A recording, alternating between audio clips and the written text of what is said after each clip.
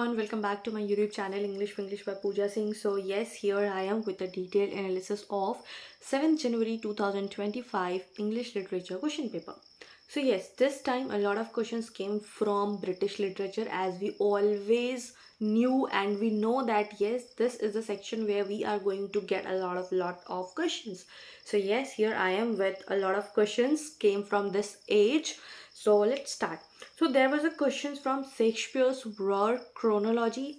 Yes, from last 3 to 4 years we did not saw any questions on Shakespeare. Basically, like 3 to 4 questions we haven't seen. It might be one or two, but yes, this time a lot of questions came from Shakespeare. Why? Because as a student we thought that, oh my god, Shakespeare's work are so many works are there. We whatever we study, that question directly does not come. So yes, it is not like that. We have to read Shakespeare because so many works came from this person, the father of English literature. You don't miss reading him. You cannot miss reading him, right? So the very first thing is Shakespeare works came from chronology. Then there was a question from like Shakespeare's Much Ado About Nothing is of which genre. I have already posted a lot of questions on my community post. You can go and check out. You can go and poll, and you can answer. You can have that MCQ type. I have already posted on community post, so I'll be sharing. So which genre it belongs to? It was a comedy, right? Then in which year Shakespeare's first folio was published? And the answer is 1623.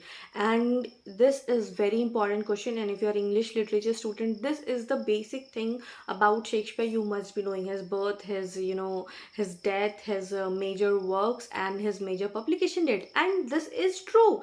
Being, if you're an English literature student, this is the basic thing about Shakespeare. We should be knowing it. Many teachers were saying, oh my god, you should not be saying that ये नहीं पढ़ना चाहिए या फिर ये नहीं होना चाहिए. क्यों नहीं होना चाहिए? अगर आप नेशनल एलिजिबिलिटी टेस्ट में जा रहे हैं एग्जाम देने, and if you are saying that I don't know about Shakespeare, I guess this is literally no means that makes no sense to me, right?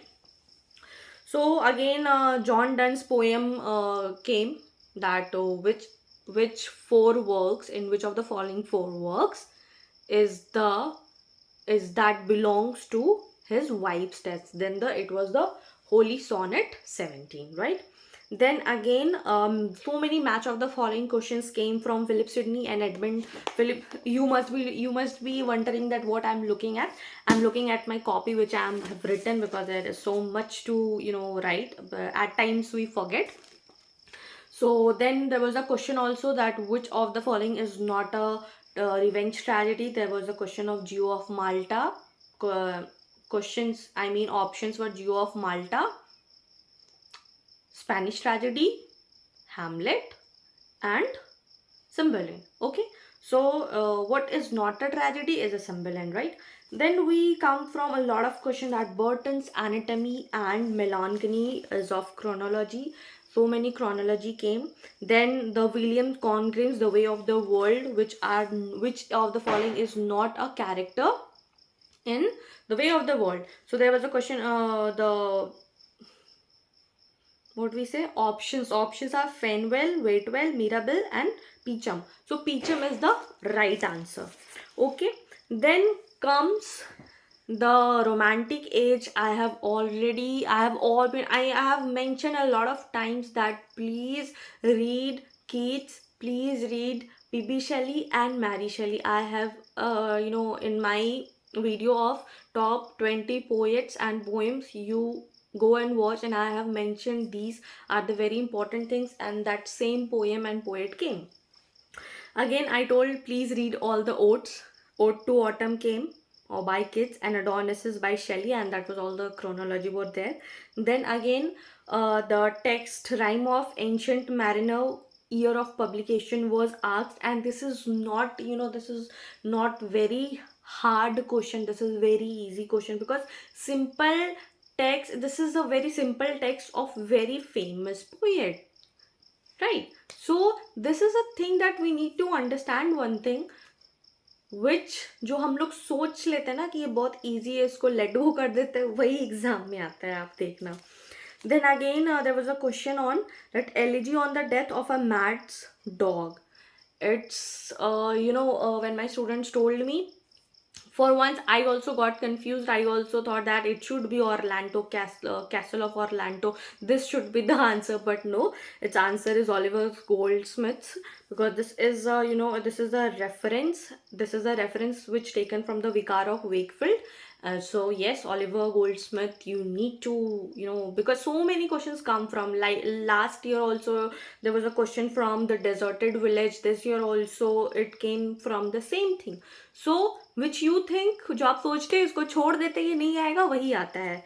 Then again there was so many questions from rhyming scheme we generally left. और इसमें इस बार जो poetic वाला जो question आया था उसमें भी राइमिंग स्कीम पूछा गया था कि ये कौन सा पेंटामीटर है, राइमिंग स्कीम क्या है, A B B C C D D E. So आपको, अगर आप लिटरेचर स्टूडेंट हैं, आपको ये थोड़ा बहुत राइमिंग स्कीम आना चाहिए. I am not telling you to go into the depth of analysis और पूरा वो कीजिए, बट येस आपको बेसिक 4-5 राइमिंग स्कीम आना चाहिए, राइट. उसके बाद we go, as we move we see this is a question also on Mary Shelley. कौन सा वर्क है जो मैरी शेली ने नहीं लिखा है? तो इसमें है द लॉस्ट वुमेन, फिर से है फॉलनर, उसके बाद से है the last man and the Frankenstein. भी एवरीबडी नोज कि फ्रैंकेनस्टाइन मैरी शेली ने लिखा है, लेकिन जो जिसका आंसर है वो है द लॉस्ट वुमेन, वो उन्होंने नहीं लिखा है. तो yes, again I told that please read Mary Shelley and P.B. Shelley, and these are the UGC net favorites. But yes, then again we come to modern age. In modern age we see D.H. Lawrence का बहुत ज़्यादा influence हम लोग देख रहे हैं इसमें. इस बार क्रोनोलॉजी भी बहुत ज़्यादा है. T.S. इलियट का वेस्टलैंड इज T.S. इलियट्स का अगर वेस्टलैंड आपने नहीं पढ़ा है तो you should go and check out on Wikipedia. They have clearly defined it so well, और बहुत सारे वीडियोज़ भी आपको मिल जाएगा यूट्यूब पे. But yes, T.S. Eliot is very important. और वेस्टलैंड से हर टाइम क्वेश्चन आता है, क्रोनोलॉजी आता है, उसका जो वर्क है द चेस गेम, फिर से उनका जो 5 है वो ऑर्डर्स में आता है क्रोनोलॉजी का, ठीक है. फिर W.B. Yeats का, फिर W.B. Yeats is also a very important in again I will mention because I have told वो टॉप 20 पोएट्स एंड पोएम में आप जाकर देख लेना. W.B. Yeats के बारे में मैंने बोला है कि इसका लास्ट टाइम भी आया, बहुत सारा क्वेश्चंस इस राइटर के आए हुए हैं. सो आपको ये करके जाना है W.B. Yeats का. तो इस बार भी क्वेश्चन आया हुआ था. Then again there was a question, Langston Hughes I too sing America was written in response to which poet. तो इसका आंसर बहुत ईजी है, बहुत ईजी है. Walt Whitman. This was like, अगर आप लिटरेचर स्टूडेंट और वो आप PYQ अगर आपने सॉल्व किया है तो ये क्वेश्चन आपने बहुत बार देखा होगा. तो ये आपका 2024 का जो री एग्जामिनेशन हुआ था पेपर वाले, सॉरी जो पेपर मोड में हुआ था, उसमें भी ये क्वेश्चन आए हुए थे. उसके बाद से एमिली डिकिंसन. अगर आप इंग्लिश लिटरेचर स्टूडेंट है, आपने अपने ग्रेजुएशन या पोस्ट ग्रेजुएशन में ये एमिली डिकिंसन का सक्सेस इज स्वीटेस्ट, ये बहुत अच्छा पोएम है, आप इसको पढ़ें. जो कि लिटरली आई फील इट कि जब आप सक्सेसफुल हो जाते हो ना, you don't feel success is something which can not be tested at that particular time. It can be, अगर वो सक्सेस दूसरे का होता है ना तो आपको फील होता है अरे वाओ यार, ही इज सक्सेसफुल और शी इज सक्सेसफुल, और वो बहुत अच्छा लगता है आपको. But the same success which you are enjoying in your life, वो आपको समझ नहीं आता, क्योंकि सक्सेस इज दैट थिंग ना which counted the sweetest. But that moment you are feeling it, you are not able to recognize until unless it has gone or passed. उस moment पे आप feel नहीं कर सकते. ये poem बहुत सुंदर है, हमने अपने graduation में पढ़ा था. तो this is very good poem and it came in this 7th 2025 examination. Success is counted sweeted. Then there was a match the following. उसमें बहुत सारे राइटर्स आए थे जो कि मुझे मेरे स्टूडेंट्स ने नहीं बताया और मुझे उनका नाम भी नहीं पता है. But yes, there was a question, the catcher in the rye, who has written that catcher in the rye, that was written by J.D. Salinger. There was also question, आपने, मेरे एक स्टूडेंट ने बताया, देयर वाज ऑल्सो क्वेश्चन, अगर आप PYQ पढ़ते हो ना तो आपके पास ये बहुत अच्छा चीज़ रहता है कि यू नीड टू नो कि क्या है. एक बार क्या हुआ, when I was solving PYQ, there was a question of nation and narration, ठीक है, नेशन एंड नरेशन और बहुत सारा ओरिएंटलिज्म और बहुत सारा चीज़ का आया हुआ था क्वेश्चन। लास्ट 2024 की बात करें तो उसमें बहुत सारा क्वेश्चन आया हुआ था। उसमें थर्ड क्वेश्चन था कि आपको इसको क्रोनोलॉजी के वे में अरेंज करना है, ठीक है, और वो राइटर के नाम के साथ था, ठीक है। फिर दूसरा क्वेश्चन आफ्टर 4-5 पेजेस बाद में सेम क्वेश्चन था, नेशन एंड नरेशन और उसका राइटर कौन है, ओरिएंटलिज्म और उसका राइटर कौन है, दो दो पोएम था।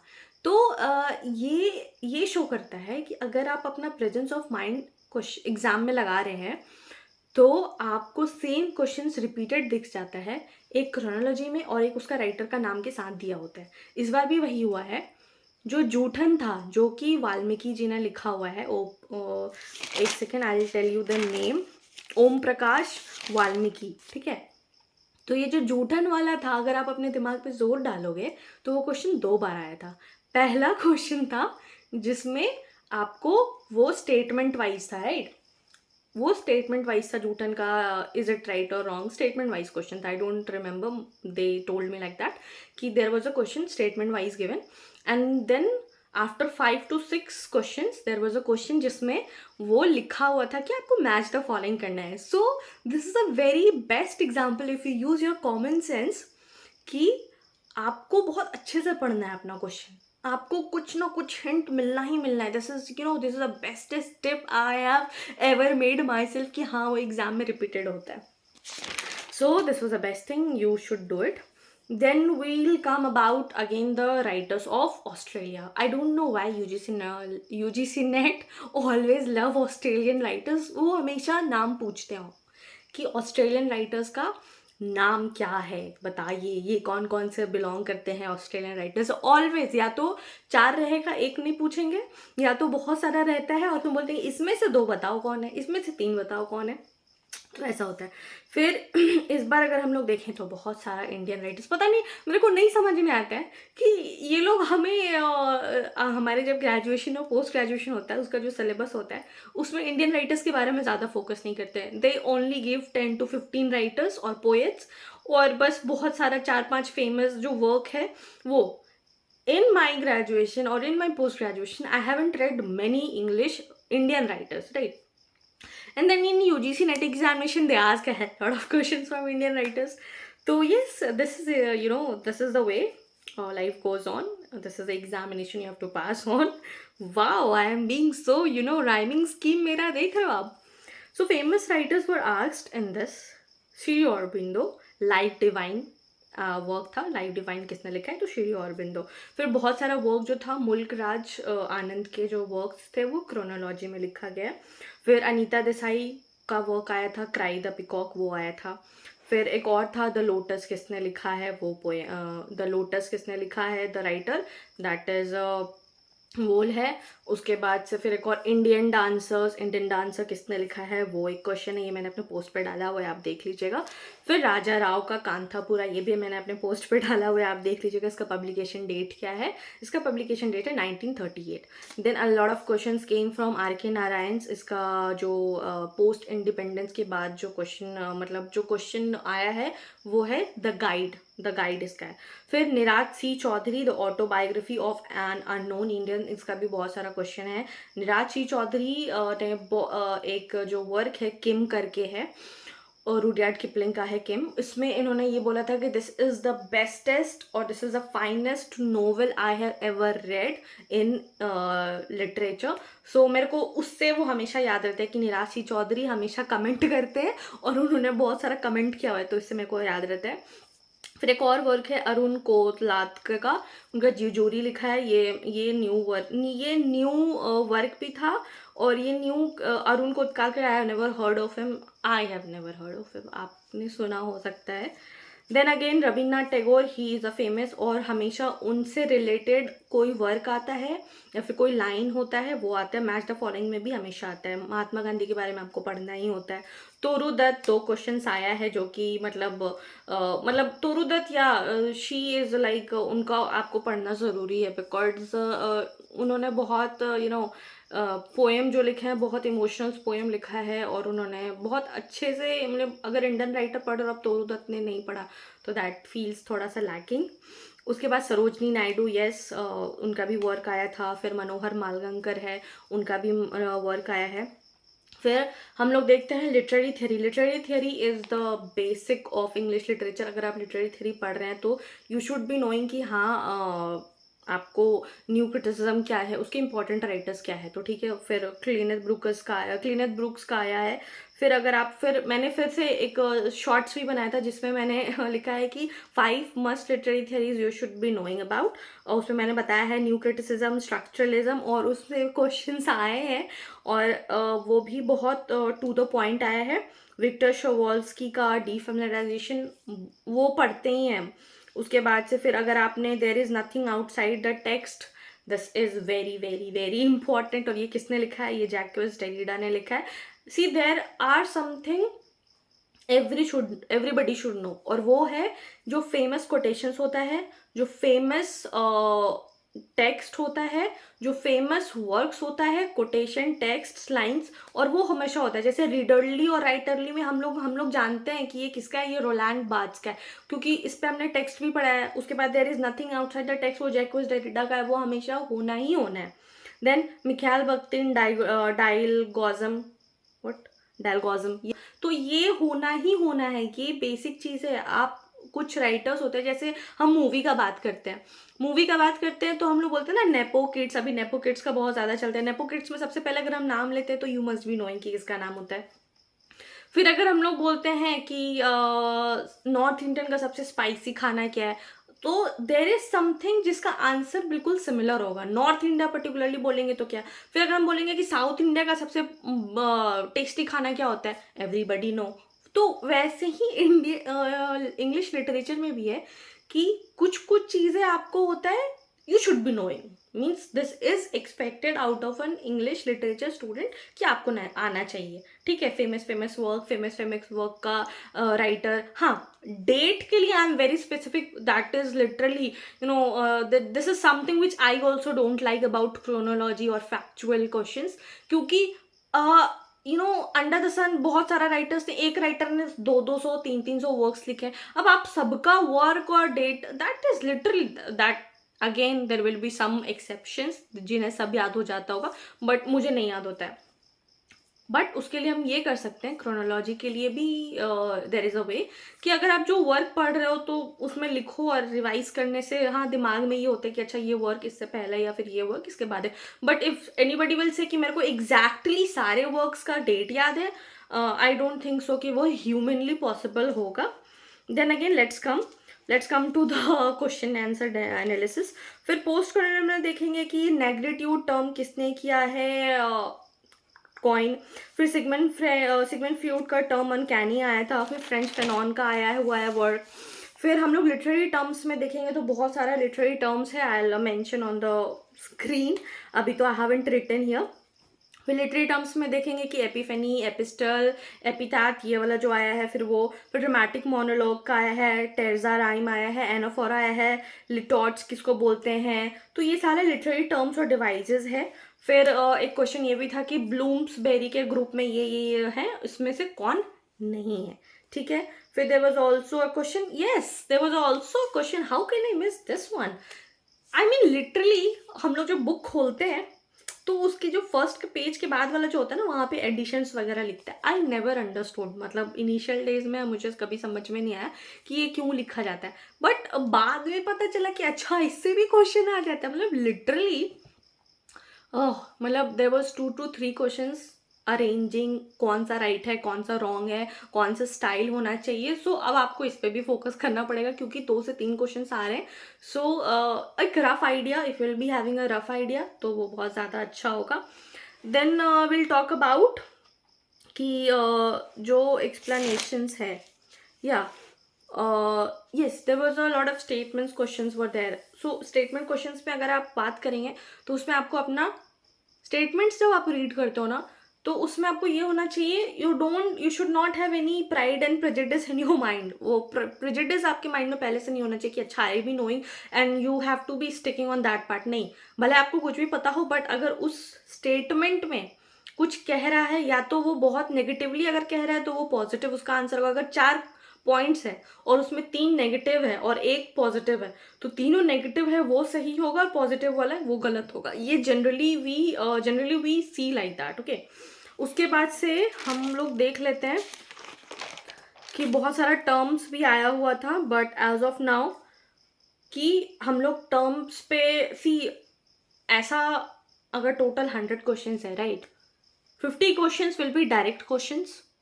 Again, in my opinion, because there are so many people who gets offended, in my opinion 50% जो है वो आपका डायरेक्ट क्वेश्चन आता है, और जो 50 क्वेश्चन होता है ना, रेस्ट 50 क्वेश्चन, उसमें 30 क्वेश्चन जो होता है आपका स्टेटमेंट, क्रोनोलॉजी या फिर न्यू टर्म्स हो गया, और जो 20 क्वेश्चन होता है वो यूजीसी नेट वाले ऐसे देते हैं ना कि अरे भाई ये तो 20 क्वेश्चन किसी से सॉल्व नहीं होना चाहिए. और वो 20 क्वेश्चन जिसके सॉल्व होते हैं, या फिर जिसका तुक्का सही लग जाता है, या जिसको एलिमिनेशन मेथड बहुत आ जाता है, या फिर जिसका लर्निंग कैपेसिटी बहुत ज़्यादा है, ह्यूमनली जो सारे डेट्स को क्रोनोलॉजी याद कर ले, या फिर जो वर्ड्स वर्ड बाय वर्ड सब कुछ समझ ले, या फिर जो न्यू टर्म जो आज तक नॉर्मली जो इंग्लिश लिटरेचर में या फिर हमने अपने ग्रेजुएशन या पोस्ट ग्रेजुएशन में यूज़ नहीं किया है, और वो वर्ड्स भी वो कर लेते हैं, तो उनका JRF हो जाता है. And yes, because being a human no one gets 300 out of 300. और जिनका आता है वो बाय लक होता है, या फिर उन्होंने बहुत ज़्यादा मेहनत किया होता है, या फिर उन्होंने बहुत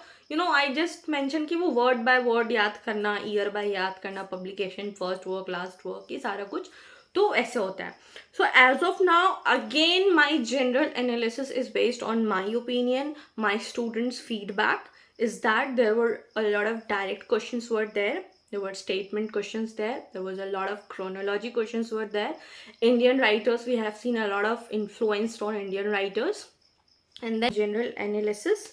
So yes, PYQ themes were also repeated. So yes, if you'll talk about what should be your next step, your next step should be start solving PYQs. Again, I'm saying, and in all my YouTube videos I say, please solve PYQ. This is the best thing which you can do for your clearing of UGC net. And yes, for PYQ you can buy any book. All the books are good in their own way, but what I suggest is R. Gupta's, because I followed the same, and this book has a great explanation in that. And for future you can start your preparation. Whatever has happened in your examination, if it went well, good for you.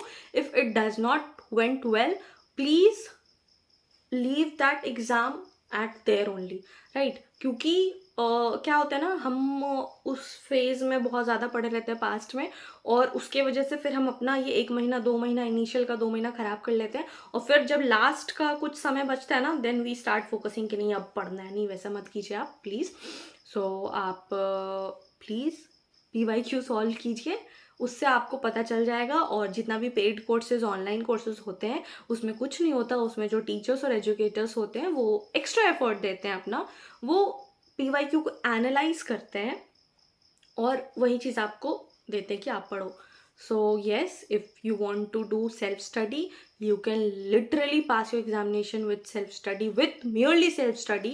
And YouTube videos are there, Google is there, Wikipedia is there, every free sources is available on the net.